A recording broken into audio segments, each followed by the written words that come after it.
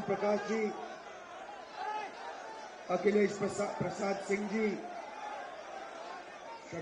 शकील अहमद खान जी, तारिक अनवर जी, रामजतन सिन्हा जी, मदन मोहन झा जी, मोहम्मद जावेद जी, stage पे Congress party के वरिष्ठ नेता, हमारे सब प्यारे कार्यकर्ता, भाइयों और बहनों, प्रेस के हमारे मित्रों, आप सबका यहां बहुत बहुत स्वागत, नमस्कार। कैसे हैं आप लोग? मूड ठीक है? अच्छा है मूड?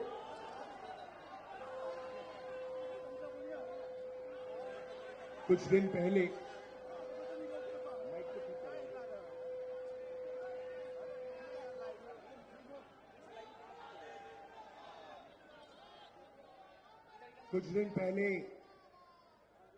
दिल्ली में कांग्रेस हेडक्वार्टर्स का इनॉग्रेशन हुआ और वहां मैंने देश की स्थिति पर, देश की सिचुएशन पर भाषण दिया और वहां मैंने कहा कि कांग्रेस पार्टी ने देश की जनता के साथ मिलकर देश को ये संविधान दिया है और हमारा काम इस संविधान की रक्षा करने का है। हर कांग्रेस पार्टी के कार्यकर्ता का काम इस संविधान की रक्षा करने का है। मोहन भगवत जी कहते हैं कि जब ये कॉन्स्टिट्यूशन बना था तब हिंदुस्तान को आजादी नहीं मिली थी, हिंदुस्तान को उसके बाद आजादी मिली है। इसका मतलब मोहन भागवत खुलकर कह रहे हैं कि मैं संविधान को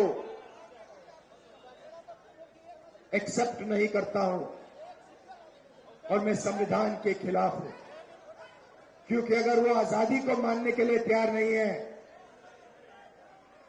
तो इसका मतलब है कि वो संविधान को नहीं मानते हैं।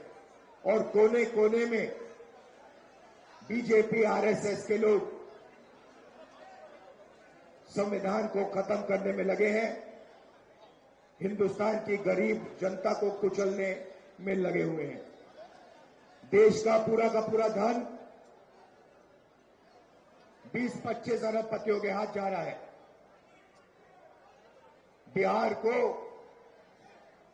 देश की लेबर फैक्ट्री बना दी है। आप मेहनत करते हो, आप काम करते हो, आप जीएसटी देते हो, आप अपना खून पसीना देते हो और पूरा का पूरा धन, पूरा का पूरा फायदा 20-25 अरबपतियों के हाथ नरेंद्र मोदी कर देता है। संविधान की रक्षा सिर्फ कांग्रेस पार्टी का कार्यकर्ता कर सकता है। और मैं आज को एक और बात बोलना चाहता हूं कि ये विचारधारा की लड़ाई है और दो विचारधाराओं के बीच में लड़ाई है, ये भूलिए मत। एक संविधान की कांग्रेस पार्टी की विचारधारा, नफरत के बाजार में मोहब्बत की दुकान वाली विचारधारा, और दूसरी तरफ बीजेपी और आरएसएस की विचारधारा, नफरत और हिंसा की विचारधारा। इन दोनों के बीच में लड़ाई चल रही है और मैं आपको कह सकता हूं कि बीजेपी का मुकाबला विचारधारा से ही होगा, कांग्रेस पार्टी की विचारधारा से ही होगा और बीजेपी का मुकाबला सिर्फ कांग्रेस पार्टी का कार्यकर्ता और उसकी विचारधारा कर सकती है।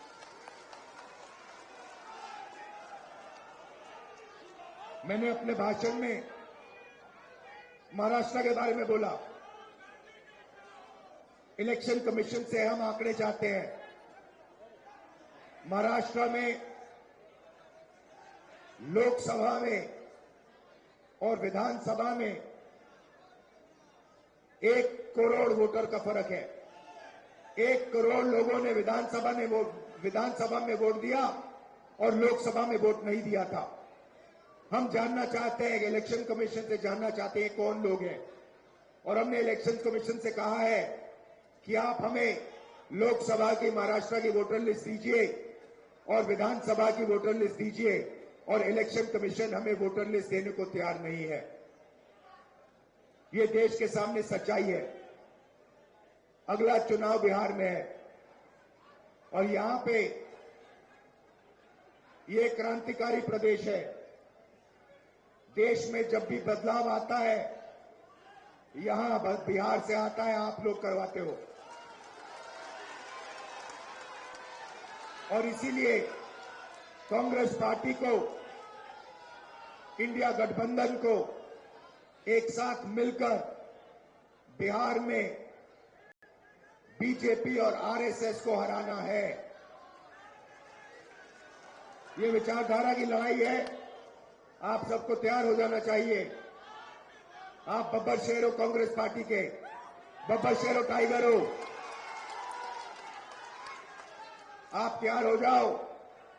बीजेपी और आरएसएस की विचारधारा को बिहार में हमें हराना है। इंडिया गठबंधन के साथ खड़े होकर बिहार में हम इसको हराएंगे।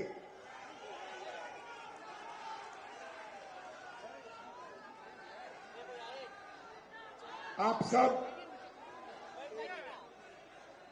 विचारधारा आपके खून में है, आपके डीएनए में है। आपको बताने की भी जरूरत नहीं है।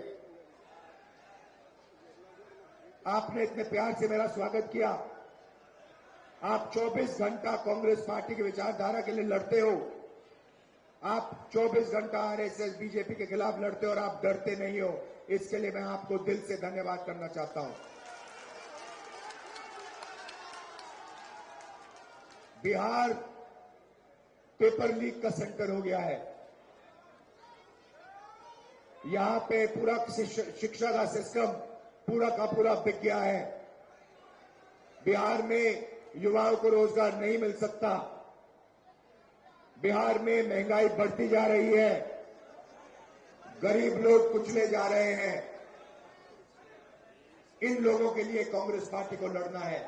किसानों के लिए, मजदूरों के लिए, गरीब लोगों के लिए, पिछड़ा वर्ग, दलित, इन लोगों के लिए लड़ना है। माइनॉरिटीज के लिए, सबके लिए लड़ना है। और यहां बीजेपी की विचारधारा को हराना है और कॉन्स्टिट्यूशन, संविधान की विचारधारा को जिताना है। आप सबका बहुत बहुत धन्यवाद, दिल से धन्यवाद।